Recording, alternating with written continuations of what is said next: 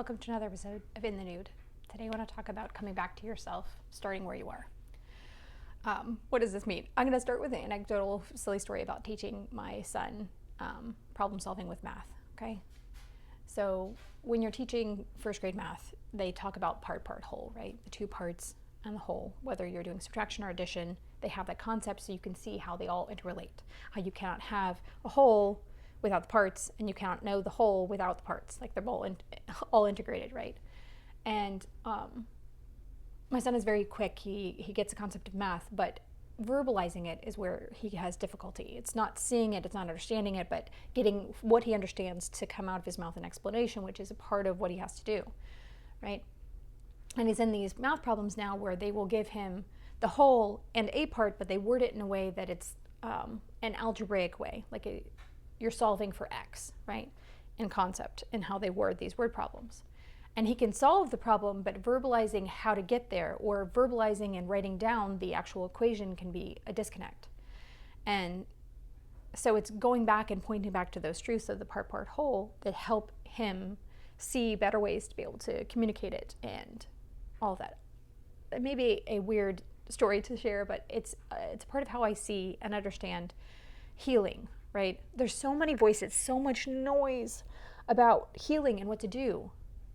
There's so much out there about this advice, or do this, or the 12-step programs, or the 3-step things, or, if you want to have this, do this, and self-love and what that's supposed to look like. And there's just so much noise.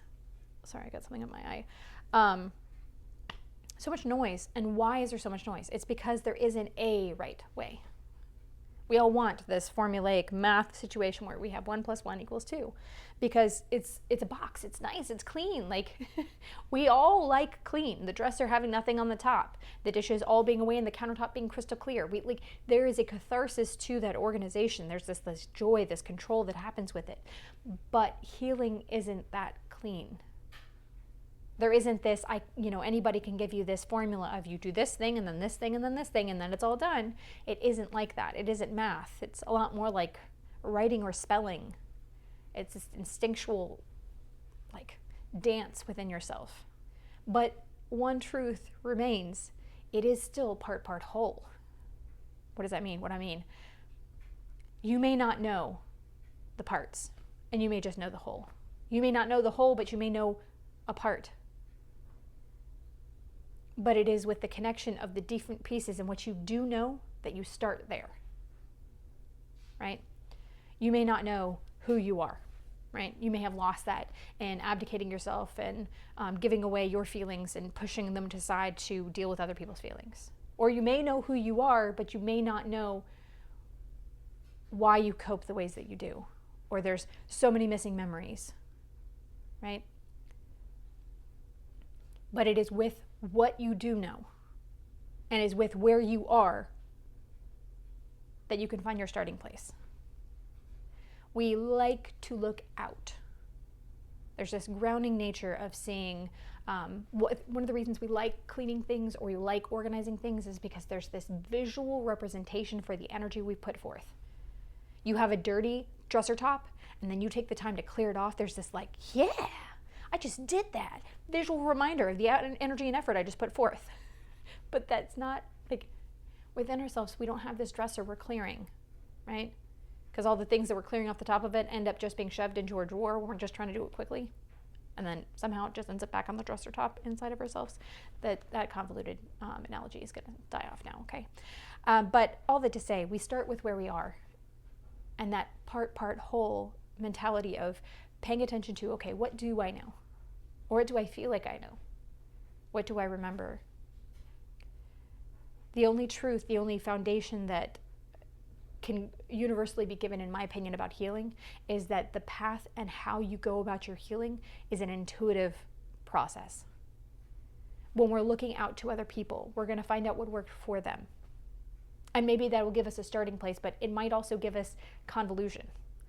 Because it's like when you are trying to write a song and you're listening to a lot of music and then you start piecing together what you're writing based on other people, or when you want to pick out clothes and then you look at the mannequin inside of the store and then you start gravitating towards almost like emulating that mannequin. Or if you create content and you're consuming content that's related to your field, you start like constantly thinking over the topics that somebody else already covered instead of what resonates with you. This external focus can cause positive. It can give us direction. It can give us grounding. It can make us feel connected and seen and heard and give us some type of new tool, but it also can be convoluted. It also can be distracting. It also can be where it becomes a comparison game, where it becomes fall into self-loathing because we're playing, you know, us or them. When we take the time to get internal instead, when we take the time to get uncomfortable with, okay, I don't know how to sit still, right? If you're at the beginning of your healing journey, probably trying to meditate sounds impossible. Or maybe that was just me. Because when you're coming out of trauma, there's so much there. There's so much dysregulation. There's so much nervous system out of frac. There's so much off kilter. You've just recently gotten to a place where you're safe, that your body doesn't even believe it yet. Like there's so much there that if you start trying to do these tips and trips where people talk about, that you might feel overwhelmed because you're like, it's impossible for me to sit still and do meditation. But you can start doing what I would say is even more impactful work that is honestly a little bit more difficult, but a lot more impactful when you're first starting out, is intuitive work. Like trying to sit with yourself and pay attention to your body's needs. And I will clarify, needs and wants are not the same thing. For example, when I'm stressed out, my body wants all damn sugars. Like it just wants to eat an entire bag of nerd clusters, right? Entire sleeve of Oreos or whatever the deuce. Like it's like, let's just get all of the dopamine hit as fast as possible with all the junk food and let's forget about the fallout that's going to happen with it. That's a want, right? A need is my body is saying I'm in a panic mode and I need some dopamine, right? There's other ways that I can give my body dopamine that won't have a crash off. If I'm wanting to consume something, a little dark chocolate with some nuts, much better option than nerd clusters because it won't have the fall off. I can also do something like small clean off a dresser. That's going to give my body dopamine too, right?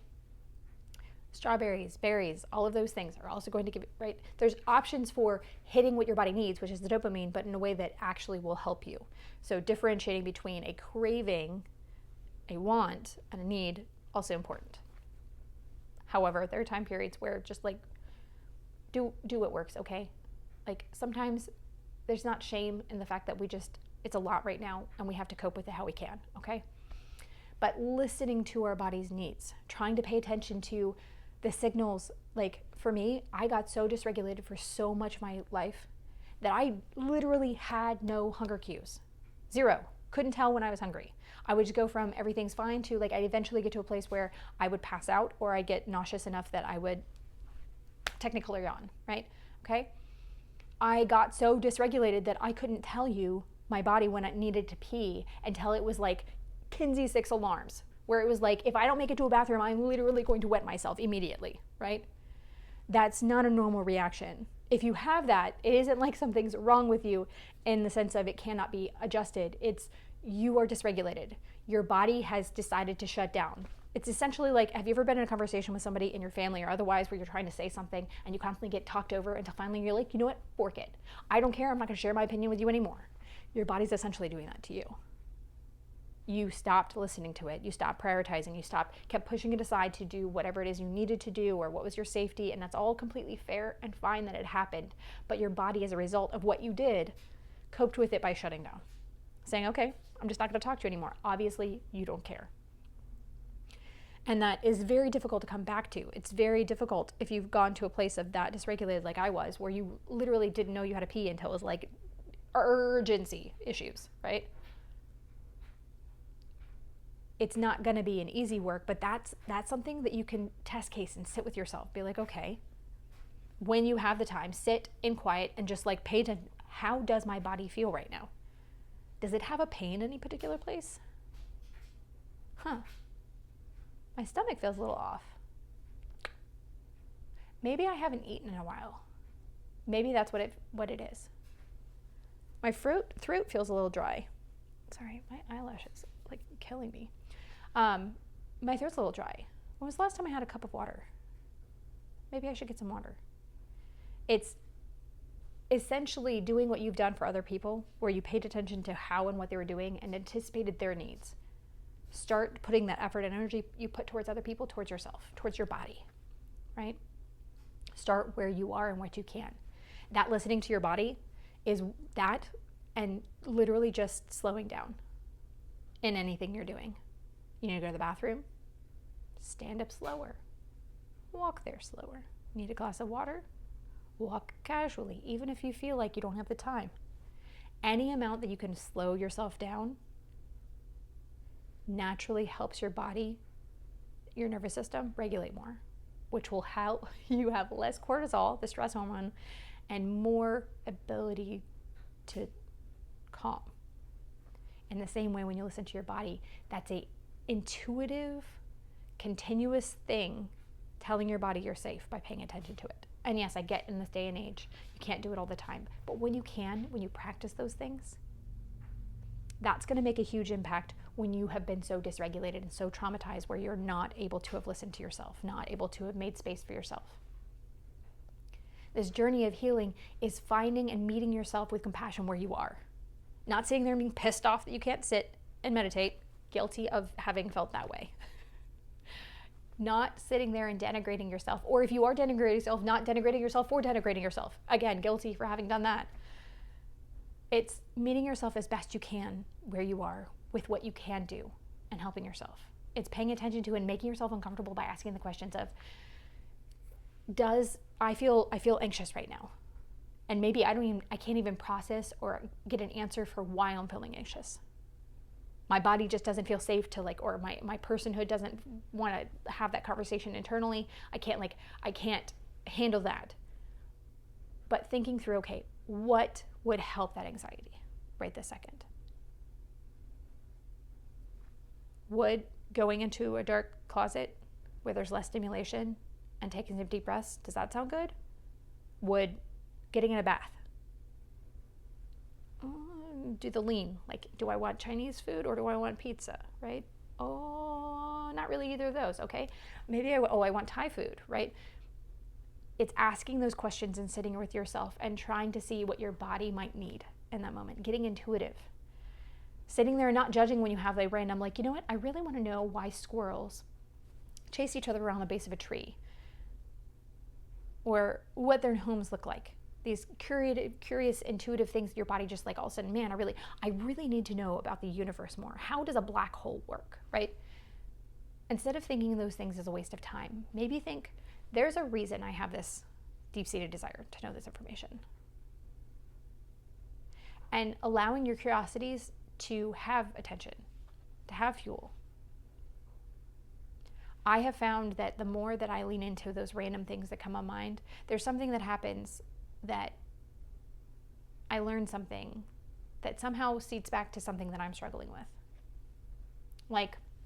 A couple years ago, I was really struggling with, I was putting forth and I was still in my perfectionist, still my workaholic stage, but I was healing. I was trying to heal, but I was still grasping at control in that way. And I kept doing this work. I kept hitting my head against the wall and kept feeling like I just kept hitting the same problem over and over and over again. In all aspects of my life, I just felt I was just slamming myself and healing in my work and all of it. And my parenting, I just felt like I kept hitting my head against the wall. And I got this intuitive, I was sitting there and I was in a parking lot and I saw this dandelion in the middle of this asphalt. It shut up. It was big, tall, and smiling. And I took a picture of it because there was something about it that I felt very inspired by, that it could survive and thrive and push through all of that. And so I went back and I was like, you know what? I'm curious about a dandelion and how that works. And I started looking at how a dandelion grows. And that seems really weird and convoluted. Why would you take the time to do that? But how a dandelion grows is there's so much, well before that sprout ever comes up to the top, there is so much root work that happens. They don't stand by themselves. They stand in a collection. There isn't just a one. If you only see the one, it's because the other ones haven't popped up yet. But the root work for them, the multitude of them, exists. They feed each other. They work with each other. And that sprout, it shoots up high. And it knows that it's going to fall over. It knows that it's going to be blown away and the seeds are going to go. But it's not looking for itself. It's looking for the collective, right? Knowing that information and seeing how they do so much work before they ever come up. It was an encouragement to me. It was just because I can't see that I'm making forward progress. I keep feeling like I'm hitting my head against the wall. Maybe right now, I'm just still underground and I can't see the difference, right? That little bit, maybe it doesn't matter. Maybe it was silly, but for me, that made a difference. That looking into something, it helped me feel a different perspective. It helped me see myself in a different way and feel less defeated. I have found when I have these intuitive things that I just have this deep-seated, you know what? I just really, really, really want to get in water right now. Okay, why not say yes? Is what you're doing, like, could it be paused? Could you go get into a shower, a bath, a lake, a creek, anything, right? I really, really, really just want to put on loud music and dance for a minute. Okay, do it. I really, really, really just want to take a nap. I lived in extended freeze for a long time, but pushed it off. I didn't like it. What a waste. Just being lazy. P.S. Lazy is not really a thing. There's if you don't, that's a good one. Just like if you feel shame about feeling tired all the time and resting, it's like extended freeze, lazy not being a thing. Like, just Google that. Thank me later. Very helpful scientific backing to why that's not a thing. But I did that for a long time. This like fighting this extended freeze because I had my worth so attached to what I did, productivity. But I found that the more compassion I had for myself and the more I let go of, you have to do,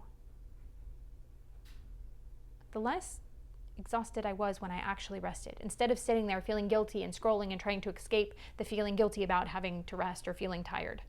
If I just was like, no, it's good. You should rest. Whether or not you've done stuff today, you deserve to rest because your body is telling you you're tired. It's like saying, this is the like comparison that maybe might help you with your brain, okay?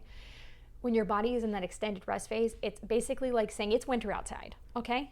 You can sit there and say you want the plants to grow all you want, but it's not going to happen because we're in rest phase. This needs to happen. We can build and grow once we've taken this rest, this recuperation time frame. It's winter outside. That's what your body is trying to say. We've been doing it a long time. We need to recuperate. It's okay if you need a lot of time to rest. And yes, I get society is not helpful with that. And I get that maybe you're not even in a place where you can sit with yourself with that. And that's okay too. I've been there. But the point of this is simply saying the best path, the right path, is you getting intuitive with yourself. You getting uncomfortable and sitting with yourself. You doing the hard work of asking questions to yourself and sitting with how your body responds to it. Hard work is there's going to be work either way, okay? In the past, you've done the hard work of not listening to yourself and then dealing with the ramifications of it, right? The doing, and then like the collapsing and the like breakdown and the feeling like you're gonna die and then like the deep-seated depressions and we've done that, okay? This is the same amount of work, just front-loaded instead of back-loaded.